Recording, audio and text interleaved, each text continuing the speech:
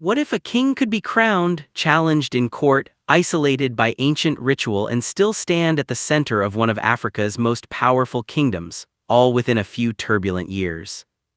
That is the reality of King Misuzulu Zwelithini, a monarch whose reign has unfolded under intense scrutiny, deep tradition, and modern political pressure, making his story one of the most dramatic royal sagas in contemporary South Africa.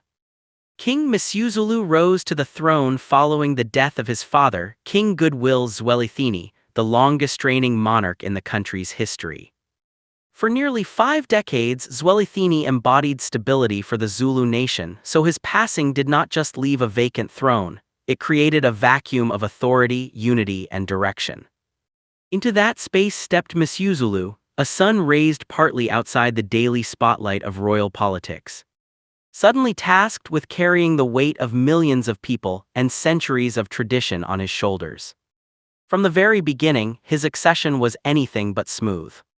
While he was named successor in his father's will, sections of the royal family contested the process, arguing over customary law, legitimacy, and procedure. Court battles followed, turning what should have been a sacred transition into a public legal spectacle. For many observers, this clash between tradition and modern law symbolized a deeper question: can ancient kingship survive unchanged in a constitutional democracy? Despite the disputes, Misuzulu was officially recognized and later crowned, marking a powerful moment for the Zulu nation. The coronation was not just ceremonial, it was a statement of continuity. It reaffirmed that the Zulu monarchy still holds immense cultural authority, even in a modern state where kings do not rule governments. The image of Misuzulu in royal regalia, surrounded by traditional leaders and state officials, sent a clear message that history was still alive and breathing. Yet even as king, Misuzulu's path remained complicated. One of the most striking aspects of his reign has been his periods of ritual isolation. Rooted in Zulu custom, these rituals are meant to spiritually prepare and protect the monarch, strengthening his connection to ancestors and tradition. During these times, the king is largely unseen, absent from public life and silent. To outsiders, this absence can appear mysterious or even troubling, but within Zulu culture, it represents responsibility rather than weakness. These moments of isolation have fueled speculation, rumors, and political tension. In a world driven by constant visibility and instant communication, a king who disappears even for sacred reasons invites questions. Supporters see discipline and respect for culture.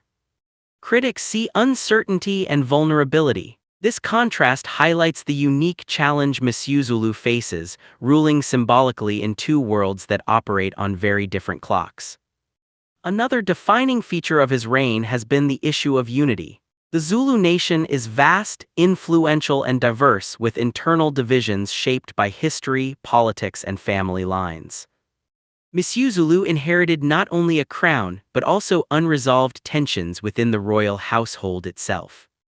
Reconciling rival factions, calming disputes, and presenting a united front has become one of his most important and difficult roles. At the same time, the king occupies a delicate position in South Africa's political landscape. While he holds no formal governing power, his influence is undeniable.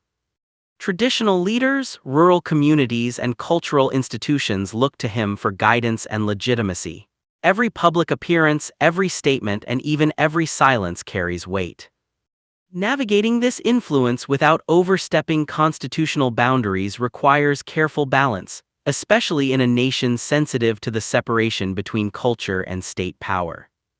Misuzulu's reign has also raised questions about generational change. Unlike his father, who ruled in an era before social media and 24-hour news cycles, Misuzulu is king in a time of relentless visibility. Young people debate monarchy online, activists question relevance, and supporters defend tradition with renewed passion. The king is no longer just a symbol for ceremonies, he is a subject of constant commentary, praised and criticized in equal measure.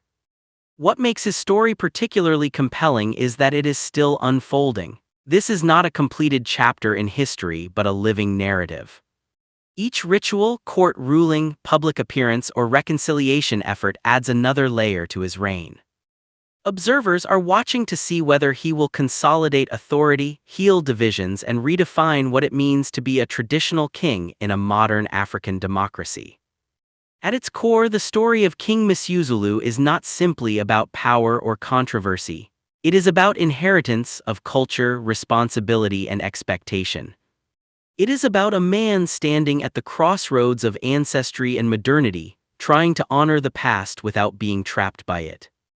It is about a kingdom learning, once again, how to adapt without losing itself. Whether King Misuzulu's reign will be remembered as a period of turbulence or transformation remains uncertain.